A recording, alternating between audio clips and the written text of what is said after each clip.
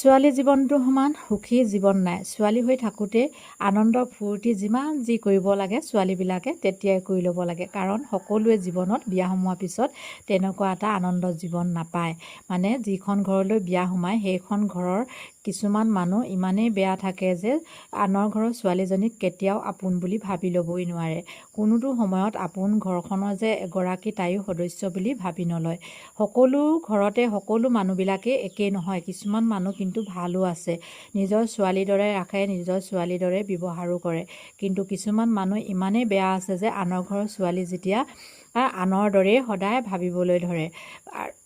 ছোৱালী হৈ থাকোঁতে তুমি ঘৰত এখন কাম নকৰিলেও এসাঁজ খাবলৈ পাবা, কিন্তু বিয়া সোমোৱাৰ পিছত তুমি যদি কাম নকৰা খাবলৈ পোৱা বাদেই দিয়া, তুমি ভাল মাত এষাৰো নোপোৱা, ভাল চাৱনি এটাও নোপোৱা। তোমাৰ বেমাৰ হ'লেও তুমি কাম কৰিব লাগিব, বেমাৰ নহ'লেও তুমি কাম কৰিয়ে ঘৰখনত চলিব লাগিব। আৰু যেতিয়া ছোৱালী হৈ থাকিবা তেতিয়া তোমাক ঘৰখনে ক'ব এইখন তোমাৰ ঘৰ নহয় দেই, যিখনলৈ বিয়া সোমাবা সেইখনে তোমাৰ ঘৰ। আকৌ যিখন ঘৰলৈ তুমি বিয়া সোমাবা সেইখন ঘৰৰ মানুহৰ আগত যদি তুমি অকণমান কিবা খুটখাট ভুল কৰি পোৱা তেতিয়া ক'ব যে এইখন তোৰ মাৰ ঘৰ নহয়, এইখন তোৰ ঘৰ নহয়, তোৰ মাৰৰ ঘৰত এনেকুৱাবোৰ কৰিবি, তেনেকুৱা নিচিনা কোৱা মানুহ আছে। সকলো নহ'ব পাৰে, সকলোৱে গাত পাতি নল'ব দেই। কিছুমান মানুহ তেনেকুৱা আছে। সেইটো কাৰণে যে ছোৱালী হৈ জন্ম লোৱাটোৱে ভুল বুলি ভাবোঁ। আকৌ ভাবোঁ দেই, ছোৱালী নহ'লেনো কেনেকৈ সংসাৰখন হ'ব, নহয়নে? পুৰুষো লাগিব, মহিলাও লাগিব। পুৰুষ মহিলা নহ'লে সংসাৰ এখন কেতিয়াও নচলে।